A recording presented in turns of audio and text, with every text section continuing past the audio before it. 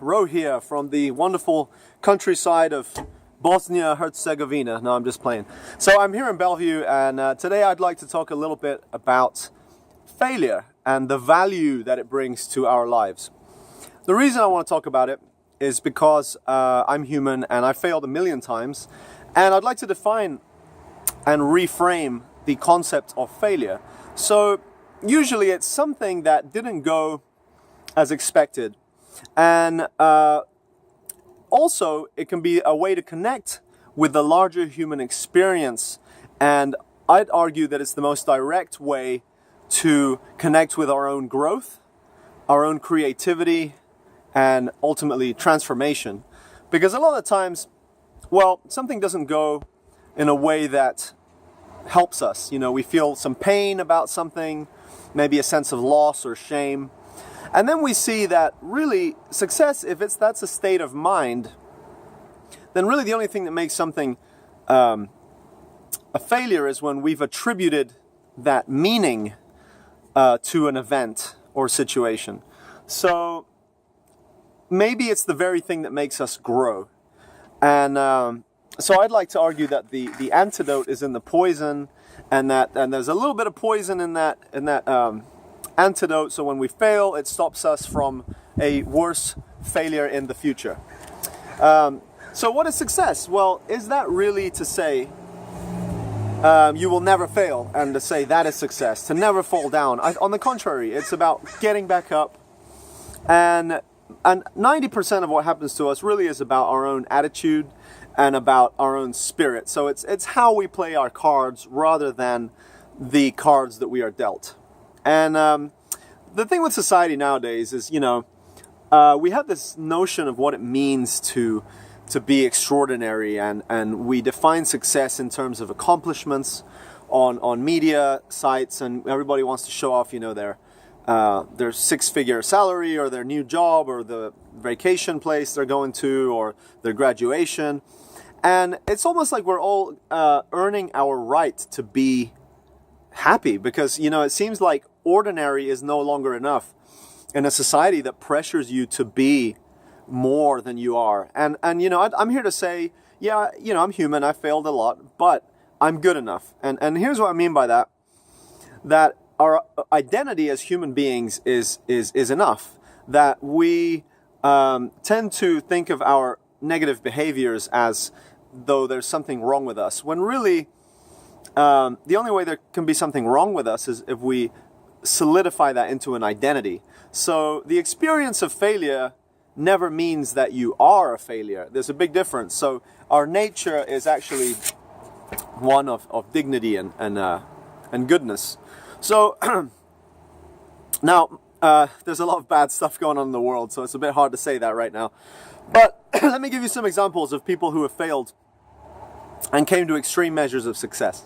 For example, Michael Jordan. Okay, he was on the basketball team in high school. He was trying out for the basketball team in Emsley High School, Wilmington, North Carolina. Now, in sophomore year, he was deemed too short at 5'11". Could you imagine if Jordan would have just said, okay, I failed, I'm packing my bags, and my dreams are down the wastebasket? So there you go. Another great example.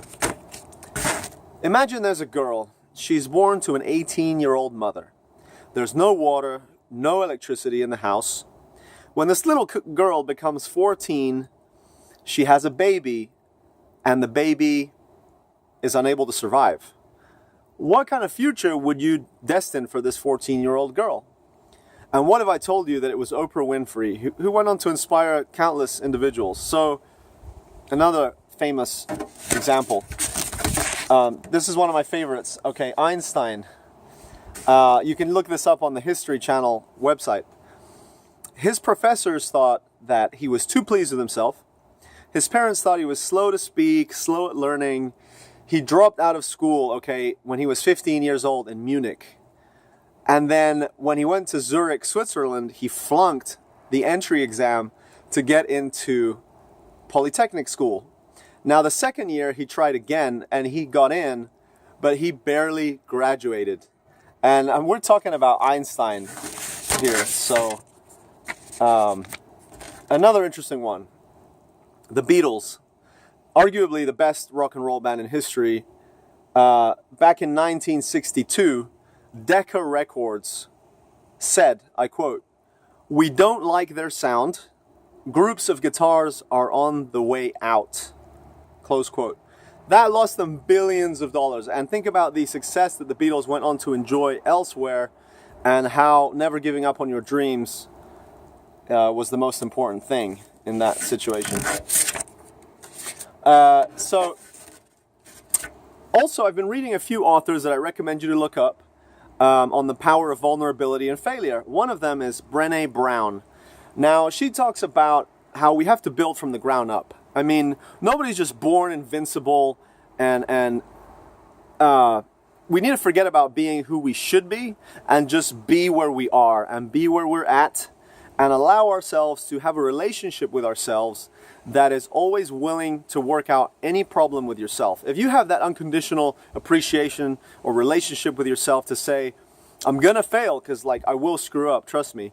But the fact that I can sort of like ask forgiveness, receive it, and allow healing to enter in and penetrate the wound, that is what opens us up to the ongoing transformational process that is life.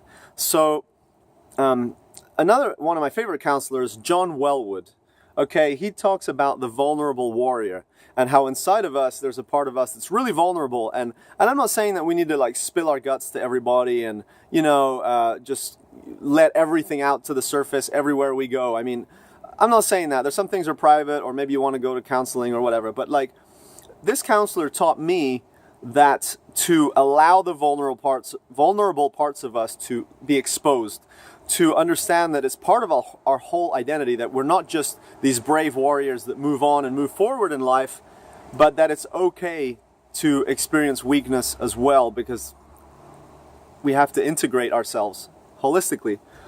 Also, the other nun who actually became a Buddhist monk, her name is Pema Chodron, Chodron. She said, fail again, fail better. And I love that because that's building off of Samuel Beckett and just talking about how to move forward. And again, allowing any pain you have to pierce your heart as a way to resolve it, rather than running away or numbing it out with something which keeps us, you know, unhealed. We have to press into the wound, allow yourself a grieving period. If you did have a failure, allow yourself to resolve it rather than blame yourself or condemn yourself, or, you know, or hate somebody else because of something that happened. Just remember that we have to try to look at ourselves the way God views us, to say, you know, allow yourself one more chance, you know, be willing to work with yourself. And the other thing that I want to say here is, let's see, I kind of lost my train of thought. But in resolving things, oh yeah, it may not always be your fault. So like somebody might actually pass away or something, like something you can't control. And so to remember that we have to allow for that pain to happen too. It's not just the pain of personal failure, but the pain of something happening outside our control. So again, allow yourself to get the support you need to move through your situations and circumstances. And I'm going to leave you with one quote by Arnold Schwarzenegger, okay?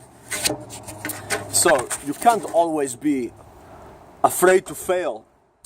You can't always win, but don't be afraid of making decisions. I'll be back. Anything I've ever attempted, he said, I was always willing to fail. Arnold Schwarzenegger. Oh, P.S. You can't be paralyzed by fear of failure, or you'll never push yourself. Believe in yourself. And so, I think this angle of perspective allows something valuable to come out of anything that happens to us. And so, I wish you all the best. Good luck. God bless you. Love you all. Peace and blessings.